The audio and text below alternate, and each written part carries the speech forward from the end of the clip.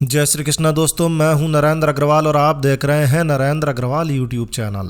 तो कहते हैं कि श्री कृष्ण भगवान के 16,108 पत्नियां थी।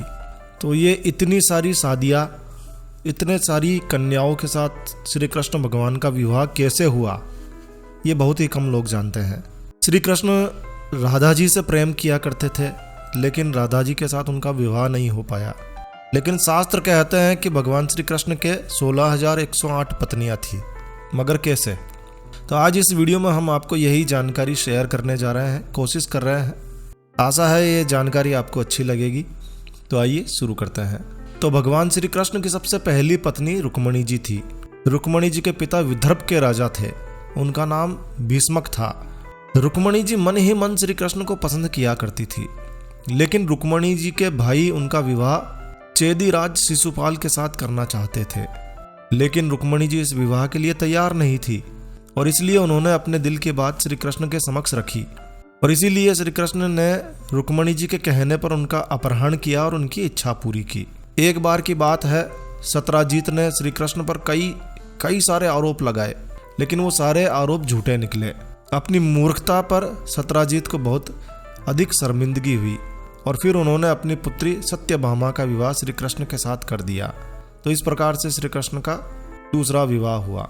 श्री कृष्ण भगवान का तीसरा विवाह जामवंत की बेटी जामवंती के साथ हुआ था और श्री कृष्ण का चौथा विवाह राजकुमारी मित्रबिंदा के साथ एक स्वयंवर के दौरान हुआ। इसके बाद कौशल के राजा नग्नजीत के साथ बेलों को कृष्ण ने एक साथ गिरा दिया था। ये देखकर राजा नग्नजीत श्री कृष्ण से बहुत प्रभावित हुए और उन्होंने अपनी बेटी सत्या का विवाह श्री कृष्ण के साथ कर दिया।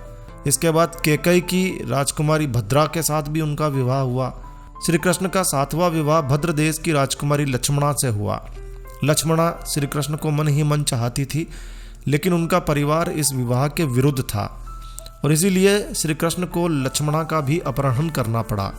तो ये सब भक्त और भगवान के प्रेम की बात है, लेकिन फिर भी 16,108 रानियां कैसे हुई, तो चलिए इस पर भी बात करते हैं।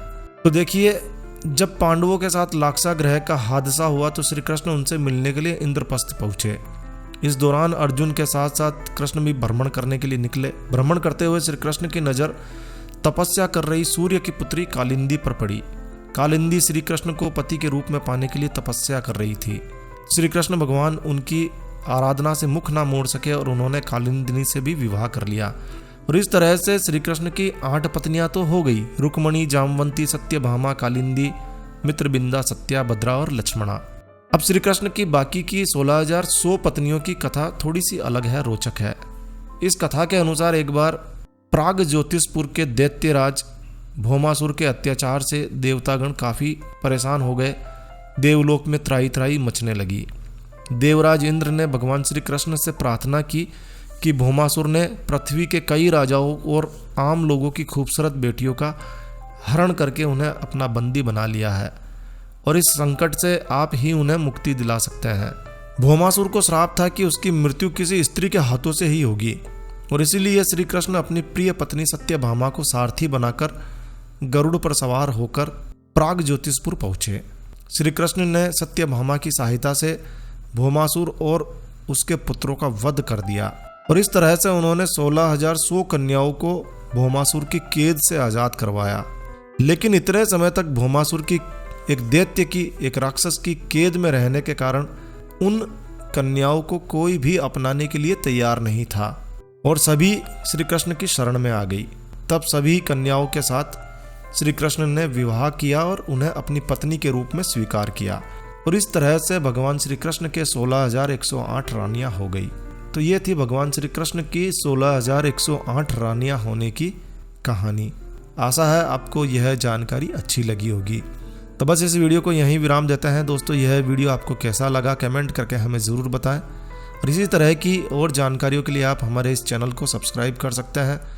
वीडियो अच्छा लगा है तो लाइक कीजिए। मिलते हैं एक नए वीडियो में, तब तक के लिए stay healthy, stay happy. Thank you for watching my video. Thanks. जय श्री राम, जय हनुमान।